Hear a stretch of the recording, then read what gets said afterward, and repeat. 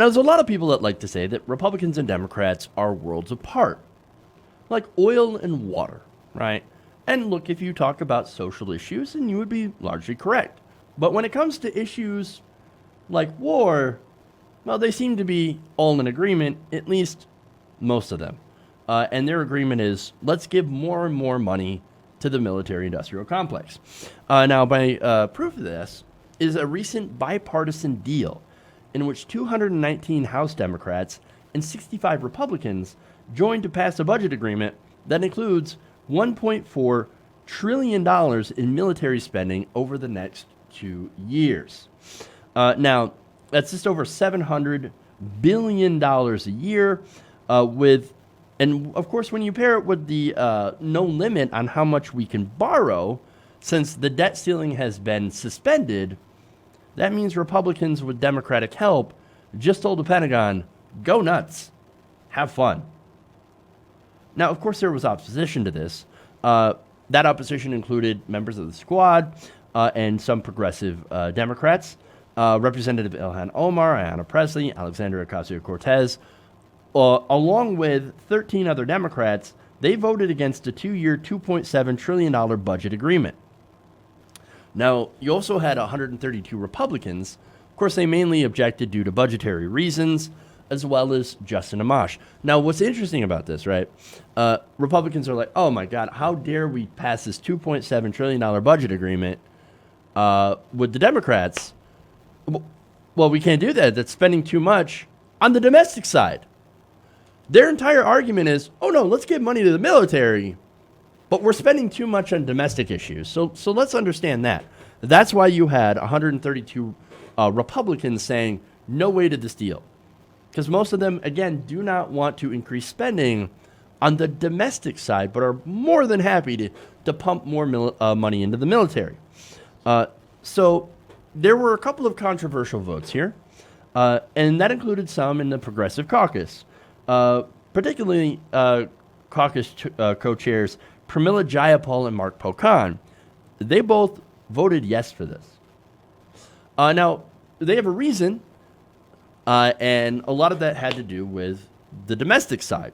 In fact, Jayapal and Pocan said in a statement, quote, "It's not a perfect deal by any means. This deal does not address the bloated Pentagon budget, which you just empowered, but it does begin to close the gap in funding for families by allocating more new non-defense spending than defense spending in the first time in many years."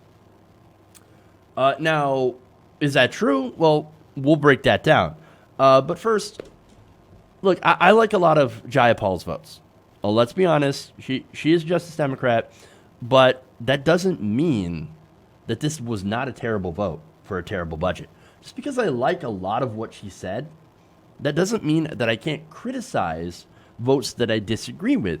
And in this case, I massively dislike this vote because, again, it gives more money to the bloated war budget, which we do not need here in America. This was a bad vote. But again, part of this also means kneecapping progressive priorities later on, because this agreement lifted the debt limit for Donald Trump, but would reimpose it on a possible Democratic president. So now, of course, that debt limit is how much money we can borrow. That's after we spend it. In order to raise that debt limit, we would have to get together with Republicans or have a massive supermajority, which doesn't seem very likely, as Republicans are expected to hold the Senate in 2020. So Republican Senate with a Democratic president means, and a debt limit fight, that means no progressive priorities are getting passed. That means no Medicare for all. That means no free college. That means no $15 minimum wage. Everything's going to be shut down by McConnell. And then you also have that debt limit where, somebody like Senator Ted Cruz is going to say, we're not going to do anything. We're not going to raise this debt limit and allow you to pay the bills that we've already racked up unless you completely drop every single progressive priority.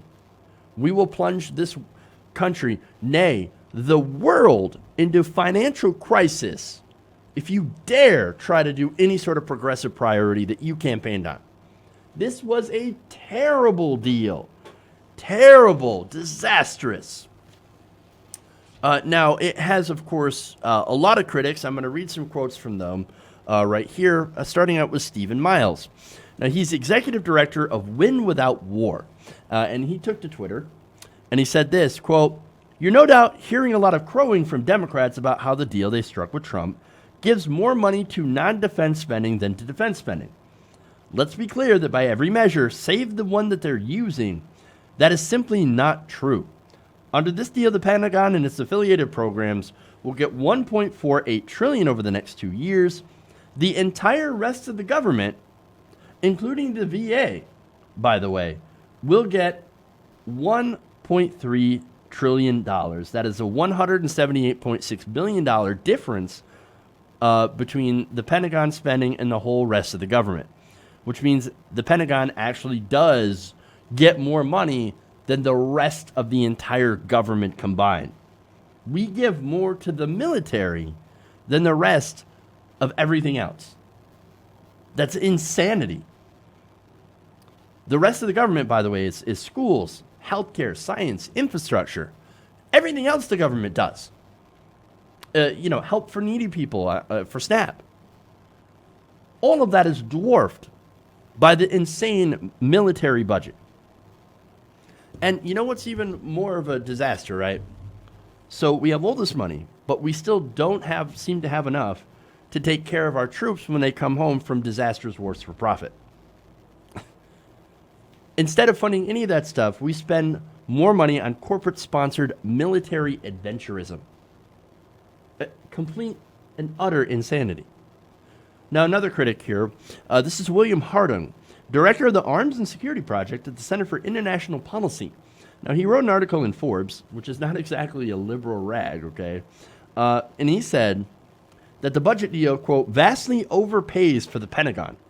Quote, at $738 billion for fiscal year 2020 and $740 billion for fiscal year 2021, this agreement sets the table for two of the highest budgets for the Pentagon and related work on nuclear warheads, the Department of Energy, since World War II.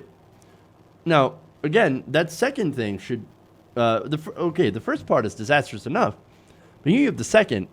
Now we're spending more money on nuclear weapons, when in reality, the entire world needs to denuclearize. Nobody needs a nuclear weapon. Nobody. It causes untold devastation to not only people, but our environment as well. These weapons are bad news, and I shouldn't have to tell you that.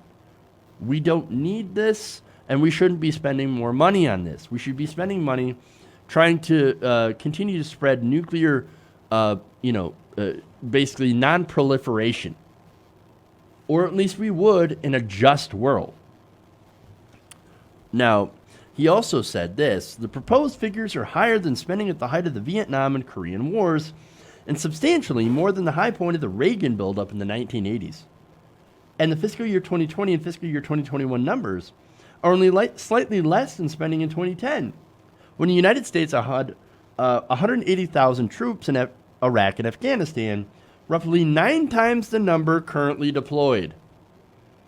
Meaning, we do not have as many troops deployed in as many different places, and we're not in the middle of wars, but at the same time, we're spending more money or almost as much money as we did when we were in 2 different active wars.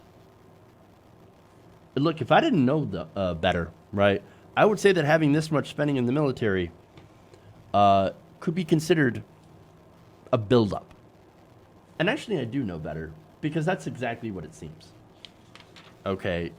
Now, look, could it be that, of course, Donald Trump just wants to boast about throwing all of our money at the military, and getting tanks and planes and stuff, because he's a child? Yeah, there could be. I mean, again, Donald Trump is a child. He just wants military parades because, I don't know, he likes to pretend that he's some sort of war hero or something, despite having bone spurs.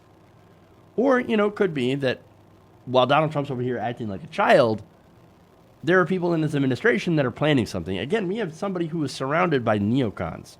These are the same people that perpetrated the Iraq War. And we have a very compliant press that is actually very pro-war.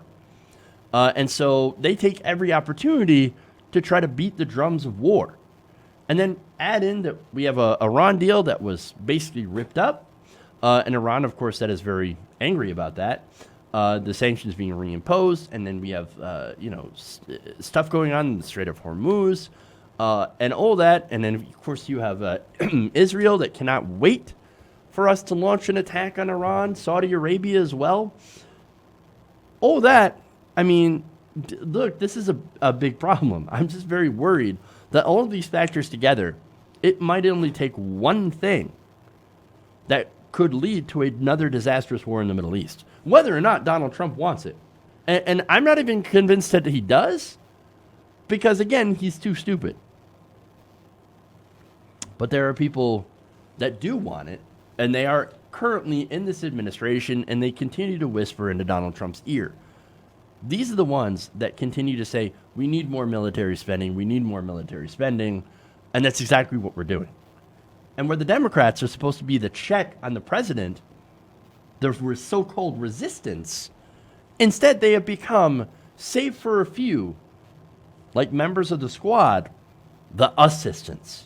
Hey guys, hopefully you enjoyed that free video. Now I'm going to have to ask you a favor. Between the demonetization and the YouTube algorithm messing around with view counts, etc., we're having a hard time adjusting to the new YouTube reality, which is where you guys come in. See, we have a Patreon, patreon.com/TYTNation, set up to help us rely on you guys, the viewers, instead of big corporate ads. Look, you know the show. You know I'm not in favor of big corporations anyway. So help us transition away from relying on the ad model to pay the bills and sign up to be a patron, patreon.com/TYTNation. That goes a long way to help us keep the lights on. And you guys will know that you're supporting independent progressive media.